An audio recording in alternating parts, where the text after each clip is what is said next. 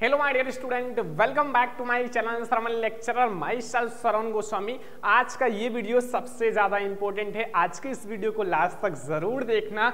आज मैं आप लोगों को सामाजिक विज्ञान के सारे मोस्ट इंपॉर्टेंट टॉपिक बताने वाला हूं।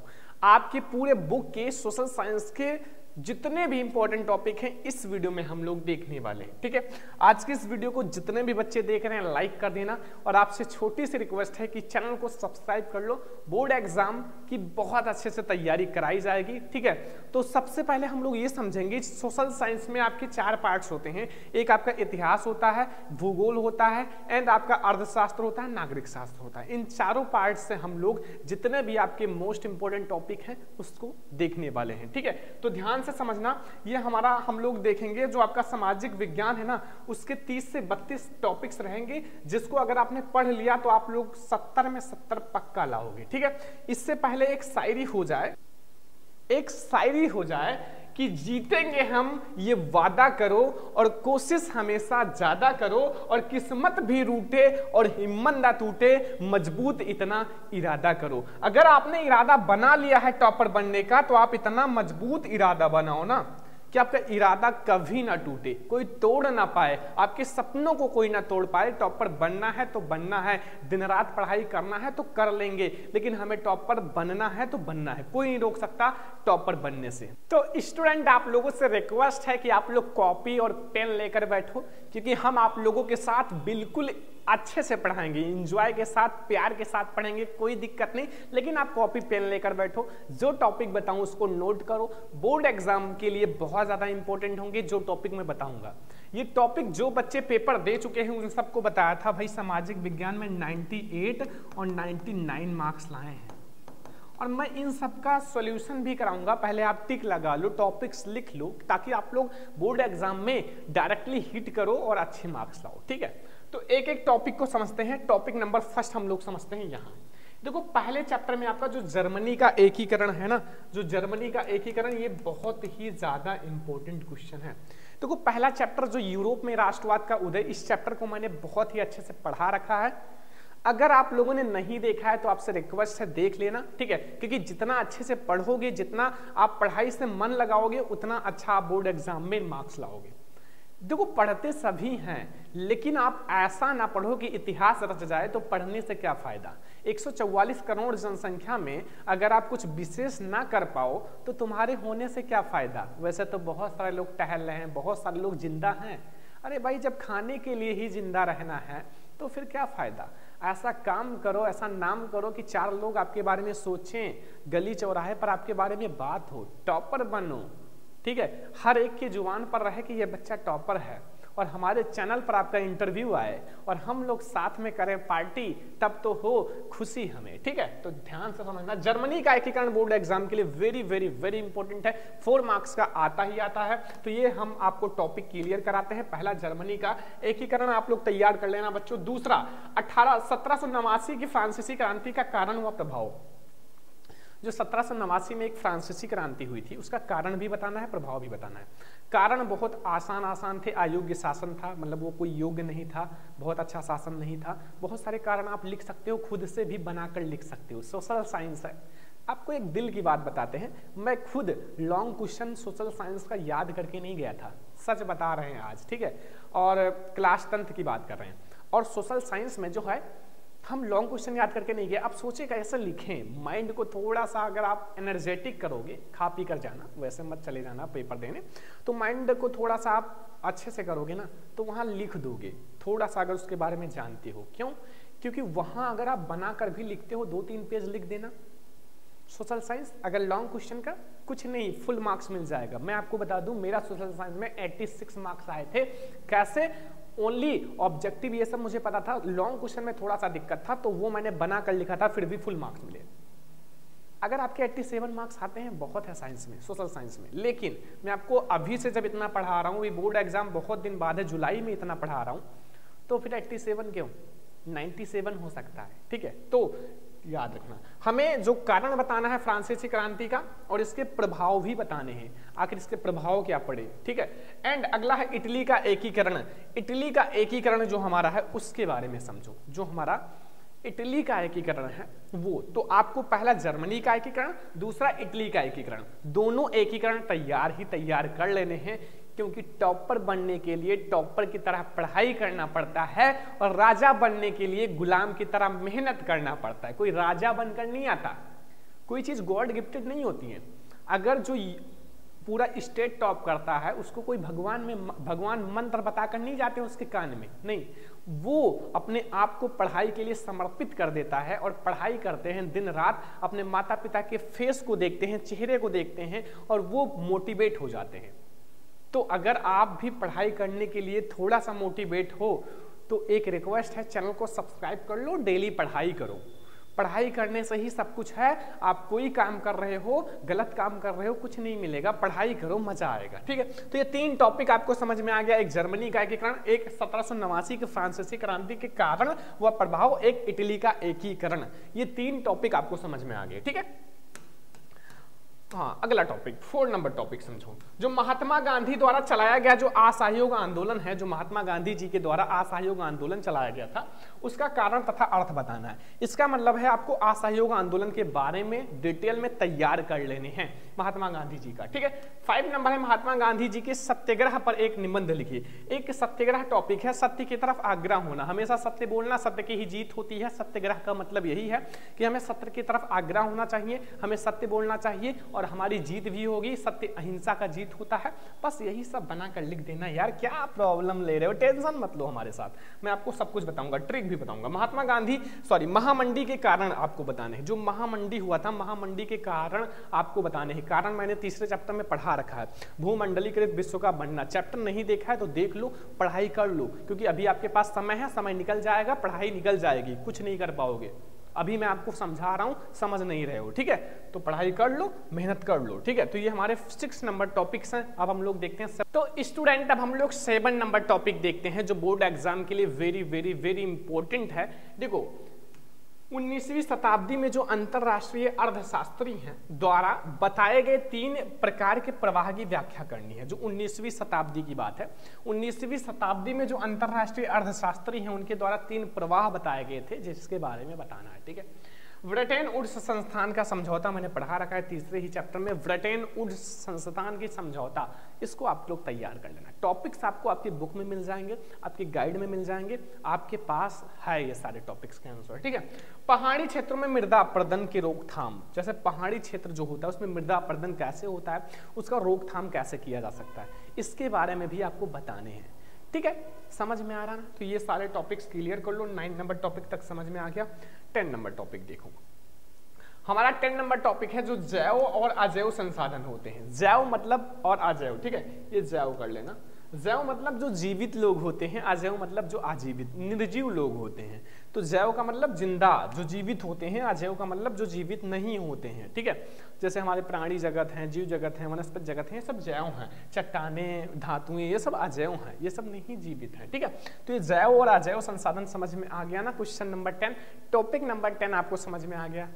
कोई दिक्कत हो तो कमेंट कर देना। हम आप लोगों को बहुत अच्छे से पढ़ाना चाहते हैं, लाडलो की तरह, बट आप लोग भी अच्छे से पढ़ाई करो, मजा आएगा, क्योंकि हम आप लोगों को पूरे साल पढ़ाने वाले हैं। अपने आप को त्याग दिए, आप लोगों के कारण त्याग दिया और केवल आप लोगों के साथ जुड़ गए। ठीक है, 11 नंबर है जैव विविधता क्या है, महत्व को समझाइए। जो जैव विविधता है उसके बारे में बताना है और उसके महत्व को भी समझाना है।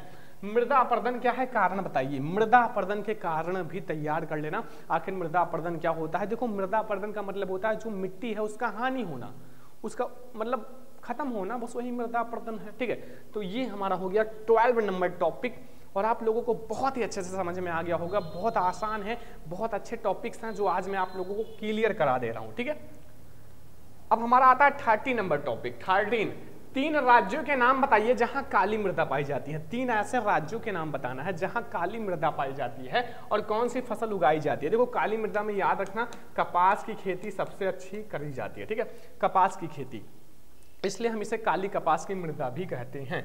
तो ये आप लोग याद रखना, कौन सी ऐसे 3 राज्य का नाम बताना जहां काली मृदा पाई जाती है और कौन सी फसल उगाई जा सकती है।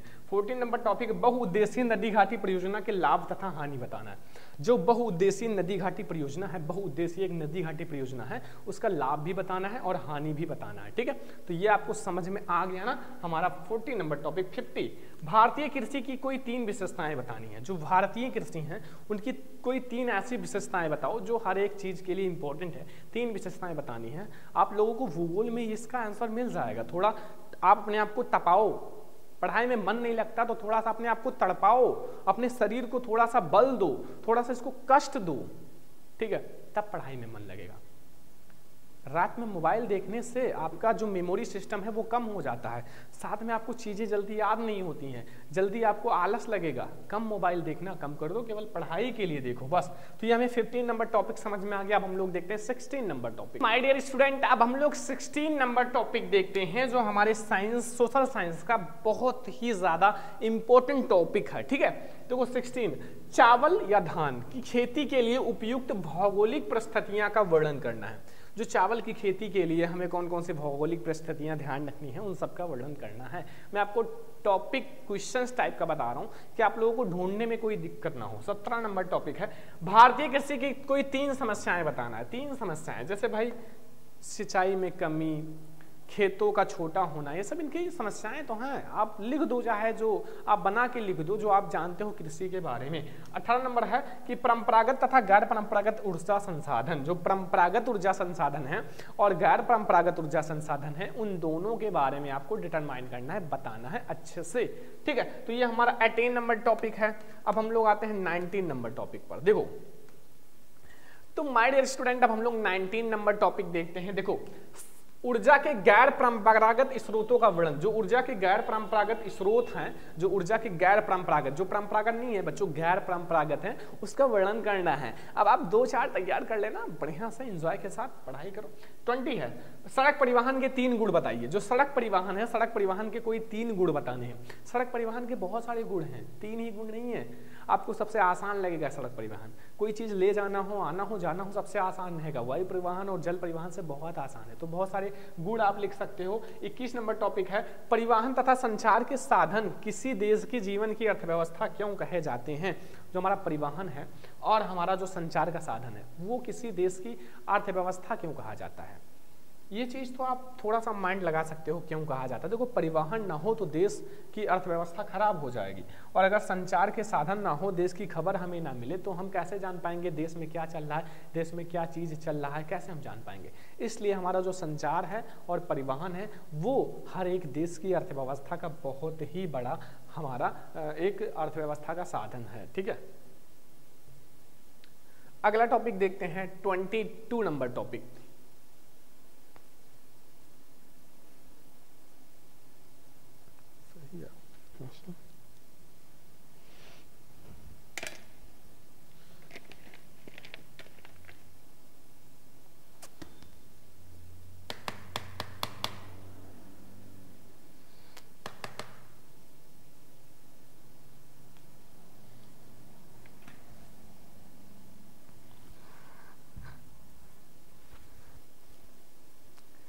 तो माय डियर स्टूडेंट, अब हम लोग देखते हैं 22 नंबर टॉपिक जो बहुत ही ज्यादा इंपॉर्टेंट है। ठीक है, देखो 22 गठबंधन सरकार से आप क्या समझते हैं। जो गठबंधन सरकार होता है उससे आप क्या समझते हो। गठबंधन का मतलब होता है एक दूसरे का ज्वाइंट होना। जैसे हमारा एक दूसरा जो एक हमारा पार्टी है दूसरे पार्टी से ज्वाइंट हो जाए, वो होता है गठबंधन सरकार। 23 नंबर संघवाद क्या है, इसकी प्रमुख विशेषताएं लिखिए। जो संघवाद है, संघवाद क्या है और इसकी प्रमुख विशेषताएं लिखनी है। पता है, देखो संघवाद के बारे में पढ़ा देंगे, नागरिक शास्त्र स्टार्ट होने दो, बहुत बढ़िया से पढ़ेंगे। 1992 के संविधान संशोधन के पहले जो हमारा और बाद के स्थानीय शासन के 2 महत्वपूर्ण अंतर लिखे। जैसे हमारा 1992 संशोधन संविधान से पहले और बाद में 2 डिफरेंस लिखना है, 2 महत्वपूर्ण अंतर लिखना है। ठीक है, चलो अगला देखते हैं। अगला हमारा है 25 नंबर टॉपिक। ठीक है, 25 भारत की विधायिकाओं में महिलाओं की प्रतिनिधित्व की स्थिति क्या है। जो भारत की विधायिकाएं हैं उसमें जो महिला हैं, महिलाओं की स्थिति क्या है, महिलाओं का शासन क्या है, महिलाओं की प्रतिनिधित्व क्या है, उसके बारे में आपको बताना है। 26 है बताइए कि भारत में किस तरह की अभी भी जातिगत असमानताएं हैं। मतलब नाटी हैं या फिर पाई जाती हैं। जैसे आपको ये बताना है कि कैसे जातिगत असमानताएं हैं, कोई नीच जात का है कोई उच्च जात का है, तो इसमें कोई डिफरेंस नहीं होना चाहिए, लेकिन अभी भी असमानताएं हैं, उसको आपको अच्छे से बताना है। 27 है, लोकतंत्र की किस तरह उत्तरदायी, जिम्मेवार एंड और वैध सरकार का गठन करता है। जो लोकतंत्र है वो किस प्रकार से एक उत्तरदायी, जिम्मेवार और वैध सरकार का गठन करता है, उसके बारे में आपको अच्छे से बताना है, ताकि आप लोग ये बोर्ड एग्जाम में आए तो लिख कर आना। 27 नंबर टॉपिक है। 28 नंबर टॉपिक पे आ जाऊं बच्चों। हमारा 28 नंबर टॉपिक है, ध्यान से समझना कि विकास मापने का जो यूएनडीपी का मापदंड है, यूएनडीपी का जो मापदंड है विकास मापने का, यूएनडीपी का एक मापदंड होता है, किस आपका किन पहलुओं में विश्व बैंक के मापदंड से अलग है, किस पहलुओं में जो विश्व बैंक का मापदंड है उससे अलग है, आपको ये बताना है 28 नंबर टॉपिक में। और बहुत ही ज्यादा इंपॉर्टेंट है, जितना टॉपिक बता रहा हूं आपसे रिक्वेस्ट है तैयार करके जाना, ठीक है। 29 है, लोकतंत्र के सम्मुख जो हमारी प्रमुख चुनौतियों का वर्णन करो। जो लोकतंत्र के सम्मुख हमारी प्रमुख चुनौतियां हैं उनका वर्णन करना है, उसको अच्छे से बताना है। बहुत सारी चुनौतियां हैं लोकतंत्र के सम्मुख, उसके बारे में आपको बताना है। 30 नंबर, संगठित कार्य से आप क्या समझते हो। एक संगठित कार्य होता है, एक असंगठित कार्य होता है, दोनों के बारे में थोड़ा सा पढ़ लेना, तैयार कर लेना। एक बार अगर आप सोशल साइंस को पढ़ोगे ना, चीजों को पढ़ोगे, टॉपिक को पढ़ोगे, तो शायद कभी नहीं भूलोगे। क्यों? क्योंकि इसमें कहानी की तरह होता है, आपने पढ़ लिया, माइंड में सेट हो गया, भले ही आपको नहीं याद हो, बोर्ड एग्जाम में आएगा, आपको याद आ जाएगा, लिख दोगे। अगर आप छोटा सा नोट्स भी बना लेते हो सोशल साइंस का तो बहुत अच्छा करोगे। थोड़ा सा मेहनत कर लो यार, एक बार बोर्ड एग्जाम आया है पूरी जिंदगी में क्लास 10 का, तो थोड़ा सा मेहनत कर लो, ठीक है। 31, वैश्वीकरण से आप क्या समझते हो। जो वैश्वीकरण होता है उससे आप क्या समझते हो। वैश्वीकरण को एक और नाम दिया जा सकता है, वो है भूमंडलीकरण, ठीक है, भूमंडलीकरण। 32 है, ऐसे कारकों की चर्चा करें जिनमें उपभोक्ता शोषण होता है, उपभोक्ता का शोषण होता है, ऐसे कारणों की हमें चर्चा करनी है। तो ये हमारा 32 नंबर टॉपिक है, और ये हमारा बच्चों लास्ट टॉपिक है 32। अगर ये 32 तैयार कर लेते हो और कुछ एक्स्ट्रा आप तैयार कर लेते हो, बोर्ड एग्जाम में आप बहुत अच्छे मार्क्स लाओगे, ठीक है। तो ये हम लोगों ने देखा बच्चों 32 टॉपिक तक, ठीक है। ये सारे हमारे बहुत ही ज्यादा इंपॉर्टेंट टॉपिक्स हैं, और आपसे रिक्वेस्ट है कि ये सारा तैयार ही कर लेना, ठीक है। अब जितने भी स्टूडेंट इस वीडियो को देख रहे हैं, ठीक है, सबसे पहले आप जितने भी स्टूडेंट अभी टॉपर बैच से ज्वाइन नहीं हैं, श्रवण लेक्चर ऐप को डाउनलोड कर लो, लिंक इस वीडियो के डिस्क्रिप्शन में मिल जाएगा। क्योंकि टॉपर बैच में क्लास 10 की पूरी तैयारी अच्छे से कराई जाती है। कोई भी आपका पेपर है, वायरल पेपर है, तो वो आपको टॉपर बैच में दिया जाता है, फटाफट से ज्वाइन कर लो। टॉपर बैच आपको कैसे ज्वाइन करना है ये मैंने ऑलरेडी बता रखा है, फिर भी आप लोगों को कैसे ज्वाइन करना है टॉपर बैच, ठीक है। टॉपर बैच के लिए सबसे पहले आप श्रवण लेक्चरर ऐप को डाउनलोड कर लेना, टॉपर बैच पे क्लिक करना, फिर आपको पेमेंट करना पड़ेगा। पूरे साल की फीस है 799, या फिर आप लोग हमें कांटेक्ट कर लेना, ठीक है, 9918863196। इस नंबर पे स्टूडेंट कांटेक्ट कर लो, हमसे बात कर लो, कैसे ज्वाइन करना है, क्या करना है, कैसे पढ़ाई करना है, सब कुछ मैं आपको बता दूंगा, ठीक है। तो आप लोग ज्वाइन जरूर करना, क्योंकि पूरी तैयारी क्लास 10 की कराई जा रही है। तो आज के इस वीडियो को सारे स्टूडेंट पहले लाइक कर दो, शेयर कर दो, चैनल पर ना सब्सक्राइब कर लेना। चलो फिर मिलते हैं ऐसा ही किसी और नेक्स्ट इंपॉर्टेंट वीडियो में, तब तक के लिए धन्यवाद।